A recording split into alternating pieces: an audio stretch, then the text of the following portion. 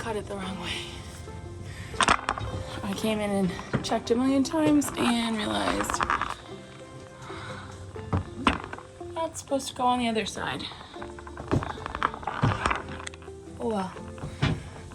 Hide it with a piece of trim. No one will ever know.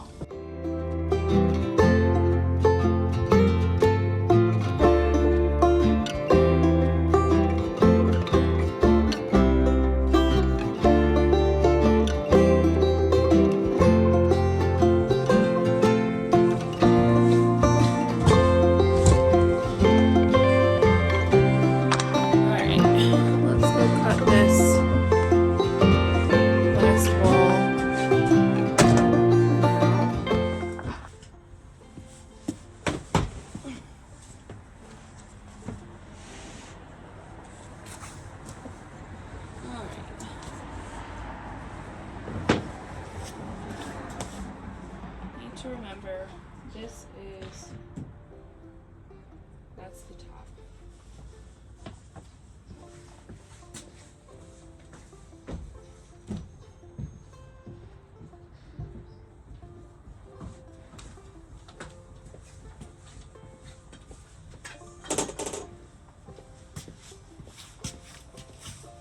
So this is what my measurements look like in this tiny piece of wood.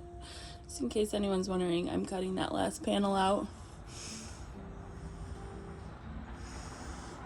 Don't ask me why I didn't get a bigger piece of paper.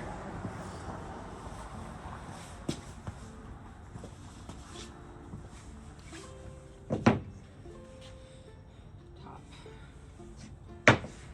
So we will cut the whole board down to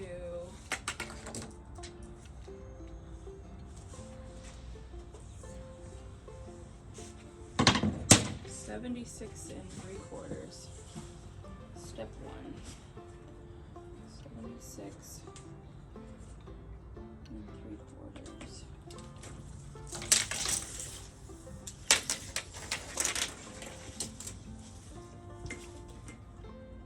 76 3/4. Definitely thought I was recording and tucked in myself this entire time because it wasn't. So this is what we're doing right now. This conglomerate of numbers. Okay. As somebody who has a hard time with numbers, this is, as you've heard me say, I'm sure already, this might take me a lot longer than somebody else, but that's okay, because I'm doing it. So, from bottom of the window to the top of this cut is 30 3/4. Two.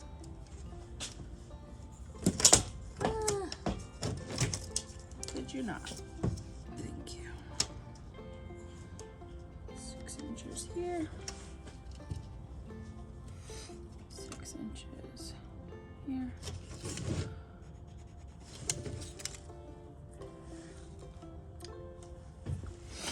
I just want to say how proud I am of myself for doing this, because I've always watched people, it sounds really silly, making these cuts in construction, and I thought it was so difficult and like my brain could not understand how they were doing it, but it is a little bit harder for me, like just numbers in general are to keep track of, and I just get confused about it. So, but I'm doing it and I figured it out. So I'm really proud of that, and I hope that if there's something you think you can't do, you still try to do it, and you might find out that you can do it and you're good at it and it feels really good to do it. So yeah, just do it. Just do things. All the things. So if you're wondering why I am making such distinct measurements, it's to fit around the windows and some of the other boxes and things that are difficult to fit around. It wasn't just a square measurement. So this part took me a little bit of time to do, but I figured it out.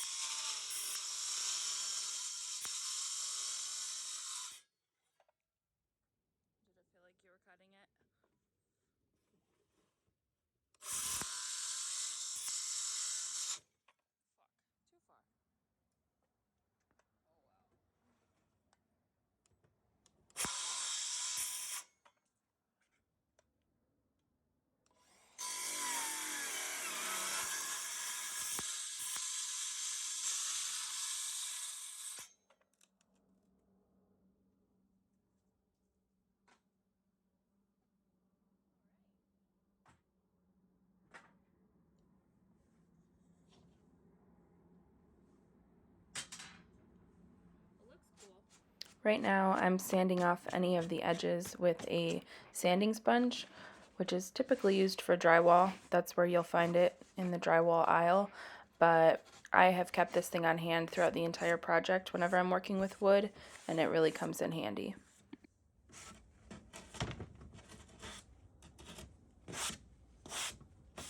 You are coming with me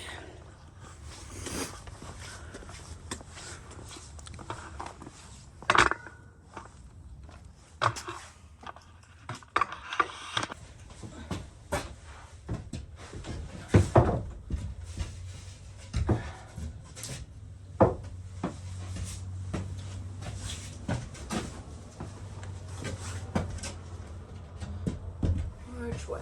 This way?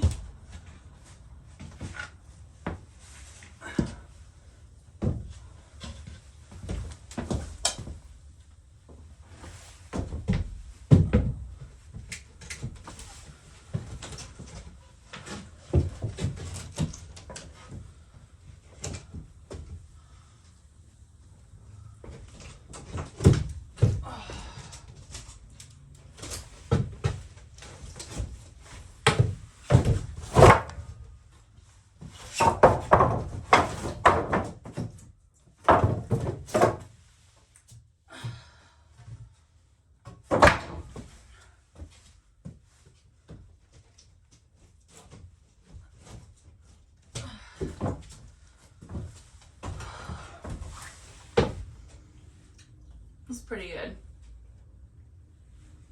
Stay. Stay. I mean, I'm proud of that.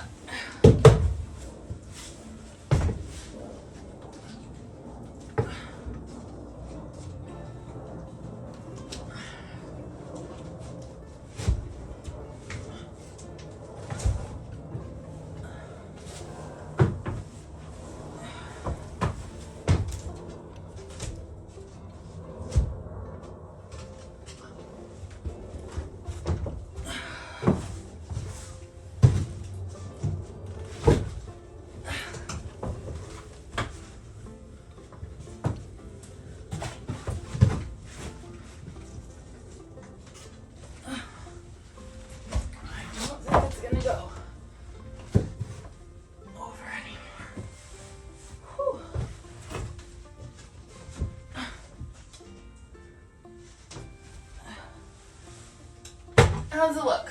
Good.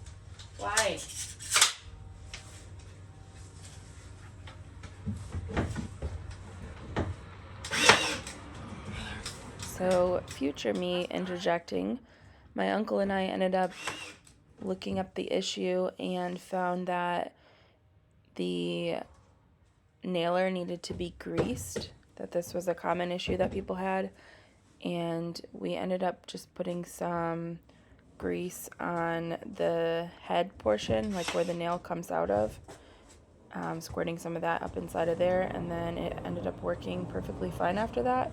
So if anybody else has this issue with the Ryobi nailer, hopefully that helps.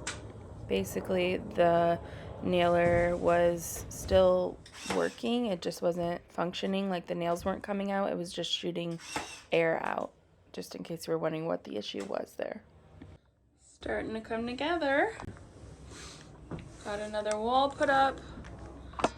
That only took me, I don't even know how long, way too long to cut, but I did it, and it's on there.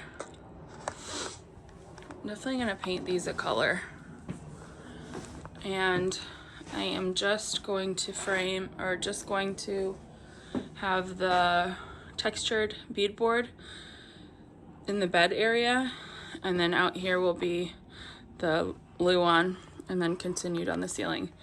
But for now, that's where we're at. Really like this ceiling. I like the stain on it.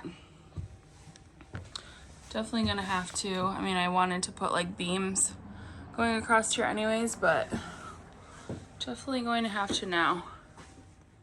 You ready for a new life? You ready for a new life?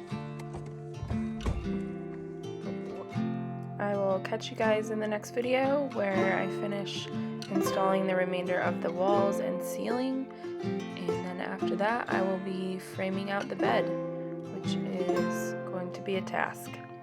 So thank you for watching. See you then.